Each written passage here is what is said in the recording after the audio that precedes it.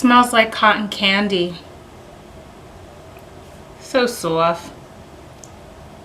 Look what it is though.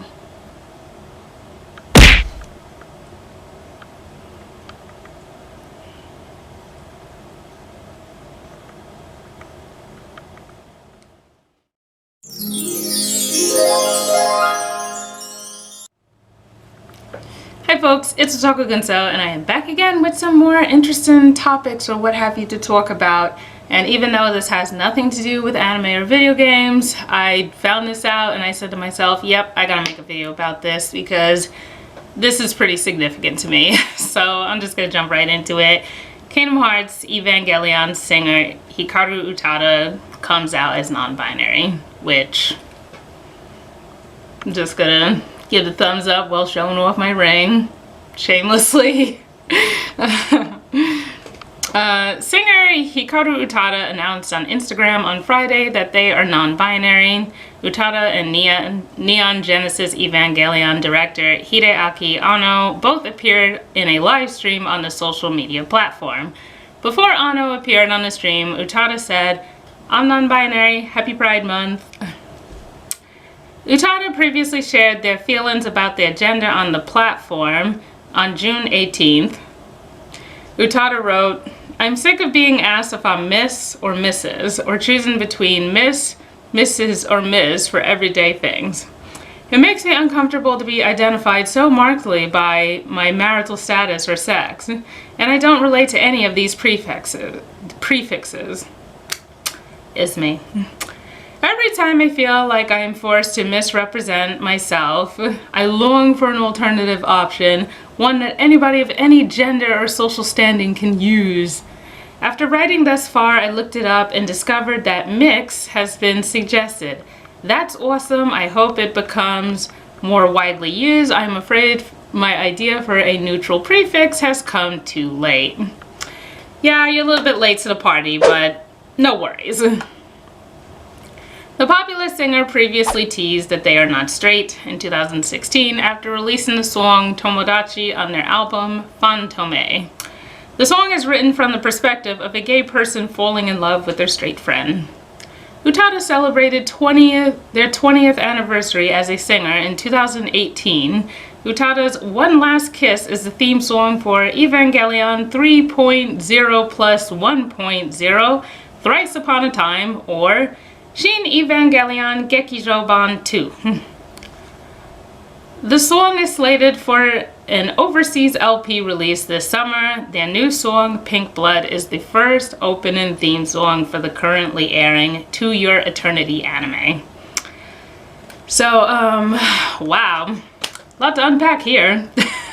Lots I want to say about this, and I have so much trouble organizing my thoughts, because this is very significant to me because I'm genderqueer, which falls under the non-binary umbrella, so basically they're the same as me to an extent, or at least they just seem that much more relatable, because I mean, let's be fair, it's always cool when famous people come out as non-binary or genderqueer or whatever, because it puts these things on the map and then keeps folks like myself from being made fun of and called mentally ill and this and that and the third, just for being honest about their identity. So that's the first thing I will say. Congrats to them in that regard. Now, I actually talked to a few people before I came to the conclusion of like, yeah, I want to talk about this and make a video about this and whatnot.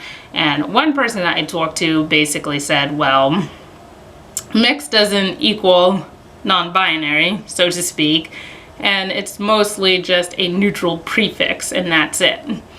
But to Utada's defense, like, they're probably new to this realm. Like, they probably just found out that non-binary is a thing that you can be and identify as.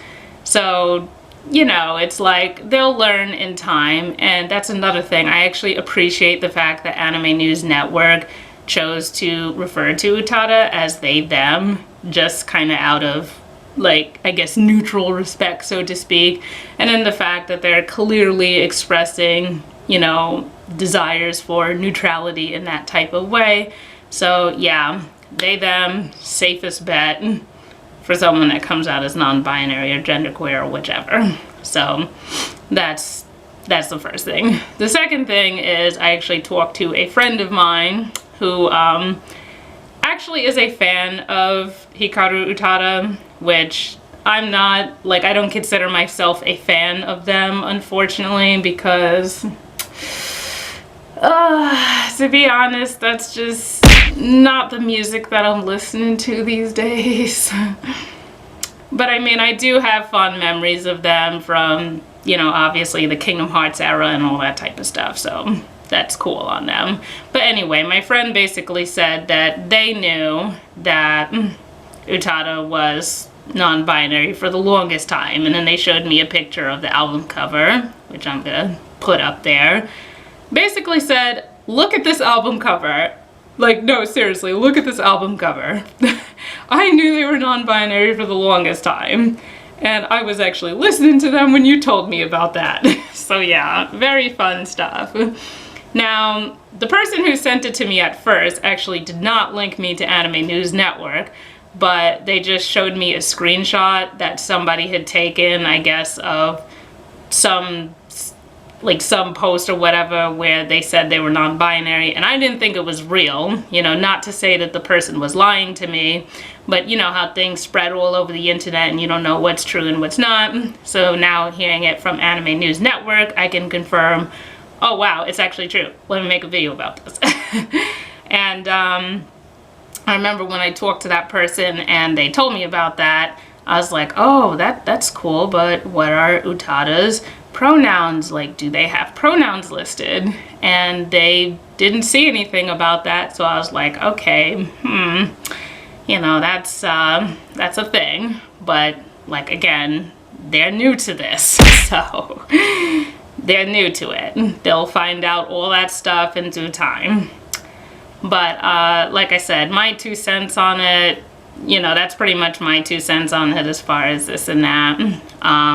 I've actually talked about being genderqueer a couple of times on my channel, not really that much, mostly just kind of like an in-passing kind of mentioning or what have you, because like obviously I talked about my ring and that was a thing.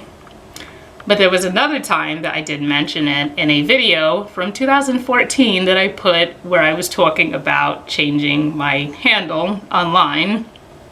And that was kind of like, at the time, I wouldn't say I was new to it, but I was still kind of like exploring and stuff like that. I mean, obviously, like I said, genderqueer falls under the non-binary umbrella, and by the time I got to the point of changing my handle, I had pretty much been all up under the umbrella and around the corner.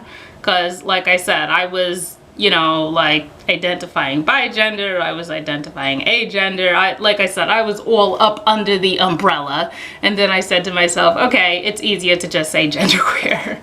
Like, it's just easier to do that. But anyway, I guess another curious thing to note is, like, again, Utada probably doesn't know about the Japanese term for that, which I found out is X-gender. And that's basically, I guess, the Japanese way of saying non-binary or whatnot. Because apparently they have them in Japan too, obviously, with them being on the map and out as non-binary. So there's probably others out there who, you know, are probably going to see this and be like, oh wow, that's very significant. But I know, like, there's been quite, I mean, I don't know how to say, like, trendy, but I know, like, it was a trend for a little while, like the genderless style. Like, they were doing that in Japan for a while. So they had like genderless boys and genderless girls and stuff like that. But I think that was probably more so the style. I don't know if that had to do necessarily with them being non-binary or genderqueer or whatever. But either way, X-gender is a thing. They can use that. Or they could just use non-binary or whichever that they choose. Like I said, I'm very happy for them. And I wish them the best, you know, with their newfound identity. And I guess that'll be all from me until next time. I mean, anyone else who wants to talk about it could just talk about it in the comments below. What do you think about Hikaru Utada coming out as non-binary?